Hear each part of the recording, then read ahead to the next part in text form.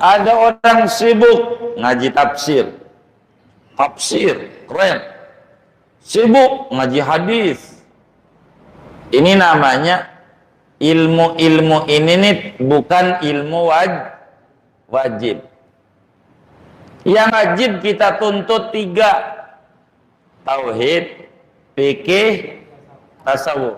Ini 3 wajib. Dia ngaji tafsir. Sibuk. Tapi yang wajib kagak ngaji. Bahaya.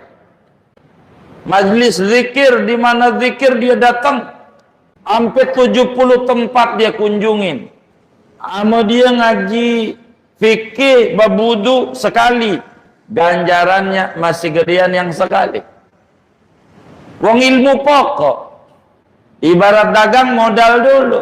Untuk dekat sama Allah emang begitu caranya.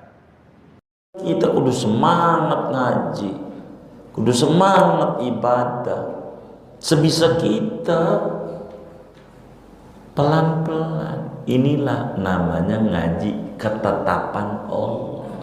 Ketetapan Allah tuh tidak mengingkari syariat. Begitu. Yang namanya hakikat jangan dipikirin. Masuk surga jangan dipikirin. Yang dipikirin kudu ngaji, kudu ibadah dengan benar. Itu kudu dipikirin. Ntar juga ujungnya ke sono. Bener kayak gitu.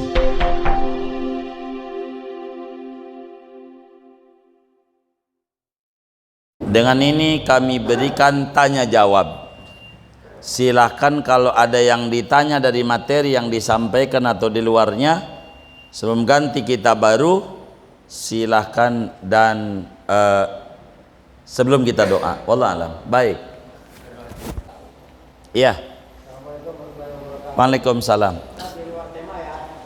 Kalau kita berkendaraan kemudian nabrak ayam di jalan, terus apakah kita punya utang sama yang pemilik ayam itu? Kayaknya ini nih keluhan kayaknya. Habis kena denda kayaknya. Apa? Oh, pengalaman. Jadi kalau kemudian kita di jalanan nabrak ayam, ini bagaimana? Kena denda enggak? Secara aturan agama tergantung ayam ini yang ditabrak siang apa malam, itu mempengaruhi hukum. Kalau malam enggak ada denda, karena malam kudunya bukan, malam tuh kewajiban yang punya ayam kudu kandangin. Salahnya dia, kenapa malam ayam enggak dikandangin?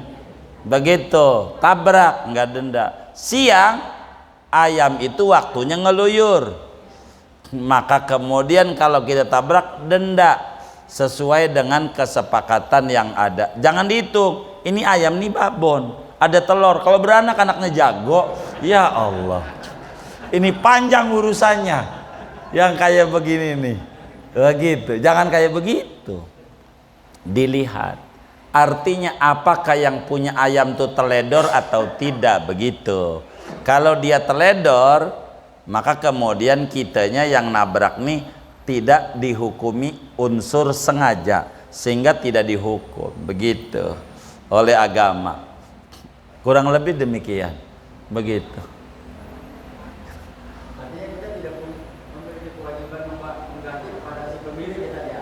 Kalau Sampai mati hidup ayamnya. betul, kan tadi dijelasin siang apa? Iya. Kalau siang makanya dilihat bagaimana tuh adat daerah itu. Contoh, ada satu daerah di Ciujung, biar kata malam kambing nggak dikandangin. Adatnya tuh satu daerah. Gitu, ada satu desa kambing itu malam ngeluyur-ngeluyur aja. Emang adatnya nggak dikandangin dan nurut kambingnya. Suka di emperan rumahnya gitu. Bila ada yang nyolong kena denda. Karena memang adatnya nggak dikandangin. Kalau adat daerah kita si kambing itu dikandangin, diambilnya dari kandang, kena denda. Nah begitulah termasuk di dalam nabrak ayam gitu. Kurang lebih begitu. Dilihat saja. Gitu. Namanya disebut babud doman di dalam hukum ekonomi Islam. Kurang lebih demikian. Wallah alam. Asap itu nggak puasa. Nah, kalau asap rokok itu jawabannya gimana? Baik. Asap rokok ini kalau kemudian temennya abang kita ini ngerokok, asapnya terbang, abang sedot tuh, nggak batal. Tapi kalau merokok mau batal, karena bukan asap, karena di rokok ada nikotin, begitu. Tapi kalau asapnya doang, sama kayak asap knalpot, begitu. Nanti kalau asap rokok ini yang masuk di hidung kita dari teman kita ngerokok ini batal, yang di jalanan kena debu segala macam bakalan batal, karena itu di luar kendali kita. Kalau merokok mah dengan sendirinya membatalkan puasa karena nikotinnya, ada benda yang kena di mulut, kurang lebih begitu. Wallah alam. Ya baik abang. Waalaikumsalam.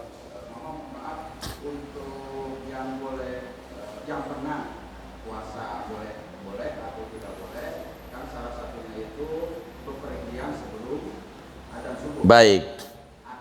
Jarak wilayahnya, jarak wilayah orang tersebut pergi. Waalaikumsalam. Tentu ada abangku pada materi yang sebelum-sebelumnya dijelaskan, jarak minimalnya 90 km.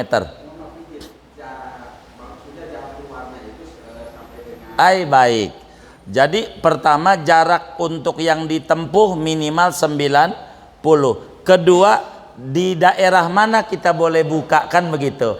Asal keluar dari kota kita. Orang Tangerang Selatan, udah enak dah orang ini. Ini mana ini?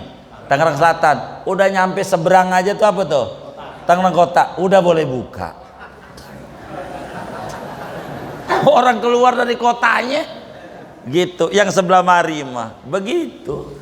Begitu udah boleh, tapi tentu bukan sedar mau ke situ doang. Ini dari rumahnya di sini mau ke mertua, main buka aja, kan musafir ya kagak.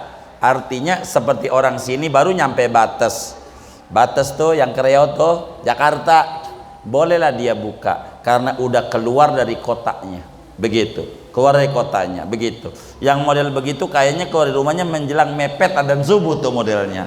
Tapi kalau jam 3 dari sini nyampe batas kayaknya muter-muter dulu deh, ngakal-ngakalin kayaknya, begitu. Yang penting namanya keluar dari surul balad, batas kota, itu patokannya, baru boleh. Termasuk jama, kosor, segala macam kayak begitu.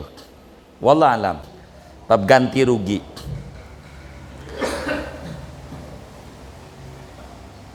Sudah? Baik. Kalau sudah, saudara sekalian yang mulia, kita bersyukur kepada Allah, kita telah menyelesaikan kajian Safinah. Adapun nanti gantinya, apa kitab hadis, apa kitab akhlak, atau kitab yang lain, nanti pengurus akan musyawarah bersama pengurus. Bila kemudian bapak ibu punya usulan, silakan diusulkan ke pengurus, begitu, karena penguruslah yang menentukan untuk ngaji apanya. Dan kita ikuti di 2 minggu mendatang terkait dengan kajian-kajian kita ini. Atau bila kemudian kata pengurus ini dengan tamat Safinah ngaji ditutup saja jadi pertama dan terakhir, ya saya juga setuju juga gitu. Ini gimana dengan pengurus saja, begitu. Singkatnya kita baca Fatihah buat ayah bunda kita, guru-guru kita, juga saudara-saudara kita yang berbuat baik di Nurul Iman, wakafin tanahnya, karpet, segalanya dah yang sudah meninggal dunia. Wasilah malam ini hatam Safinatun Najah, mudah-mudahan mereka kuburnya menjadi raudhah min riyadil jannah. Allah bahagiakan di alam barzakhnya, Allah muliakan di alam barzakhnya, Allah senengin di alam barzakhnya. Ngaji-ngaji kita Safinah ini disampaikan ganjarannya kepada mereka, kuburnya menjadi taman surga, dibahagiakan di alam kuburnya. Amin. Al-Fatihah.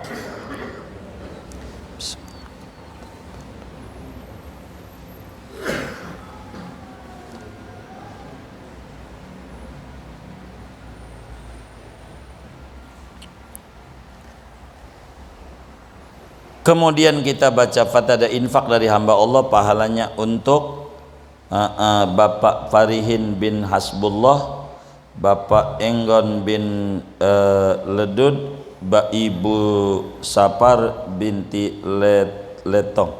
Kita baca Fatihah, mudah-mudahan infaknya diterima oleh Allah, diganti berlipat-lipat ganda, diberikan rezeki yang luas, yang halal, yang barakah. Allah kabul hajat dunia, hajat akhiratnya, diberikan anak keturunan yang solehin dan solehat. Allah sampaikan ganjaran pahalanya kepada almarhum almarhumah yang beliau niatkan ini semua kuburnya menjadi raudhah min riyadil jannah. Amin. Al-Fatihah.